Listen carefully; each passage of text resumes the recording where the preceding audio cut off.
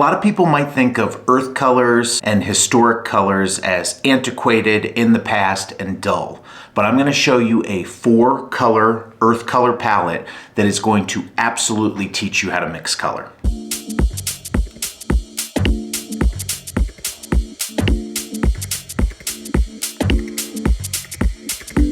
The way I get to mixing a color that is right for my painting is I might start with a particular hue in mind, but I work in the order of value, temperature, chroma. The palette that gets me organizing color most directly in that fashion is this palette: white, black, burnt sienna, and yellow ochre.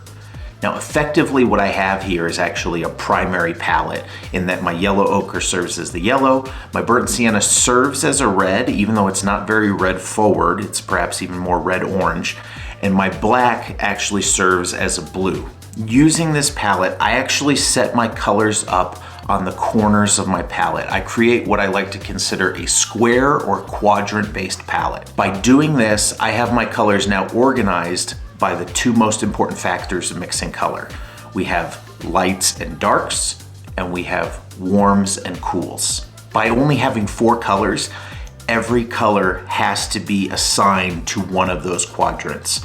Anytime I need to move a color mixture into one of those directions, I just simply add that color. If I need to lighten it and cool it, I need to add white. If I need to darken it and warm it, I need to add burnt sienna. Now maybe sometimes you just want to warm a color a little bit, or you want to just simply lighten a color a little bit.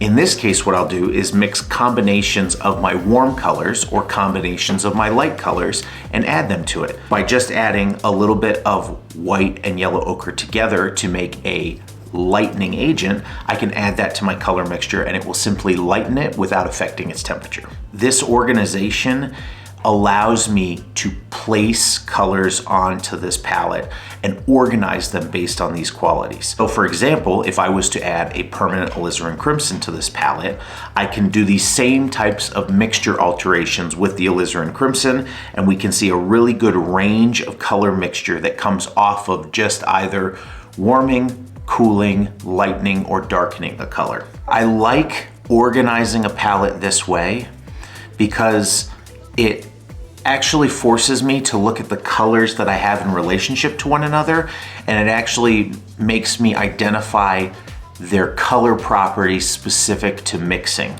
Traditionally, we have been taught to organize a palette through the spectrum. So we would move from white through the yellows into the oranges, reds, violets, etc. By doing that, on a palette like that, it is quite likely that colors like burnt sienna and alizarin crimson are going to be next to each other because they're both kind of similar. They're kind of dark, they're red, right? I'm thinking color forward. That's actually not helpful for us in terms of mixing. That rainbow approach to organizing our colors links things chroma first. If I was to look at these 5 colors now and determine where alizarin crimson should go, it actually should go next to black. It should be a dark, cool, so I would place it next to black, but in between burnt sienna and black. By organizing all the colors in this quadrant fashion, what I've done is I have trained myself to see colors strictly through value and temperature first. This is actually the most helpful way for us to see color,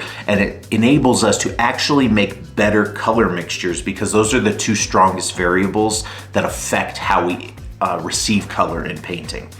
So this palette is not going to teach you how to name colors. You're not going to be a Sherwin-Williams rep that's going to be showing you paint swatches. And there's going to be colors that you see in the world that are hard or impossible to mix on this palette.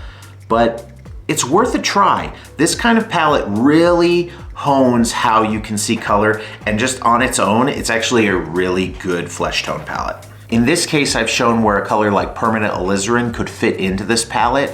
If you have other colors that you want to see how I would organize it into this palette, leave a comment below, and I'll see you in the next one.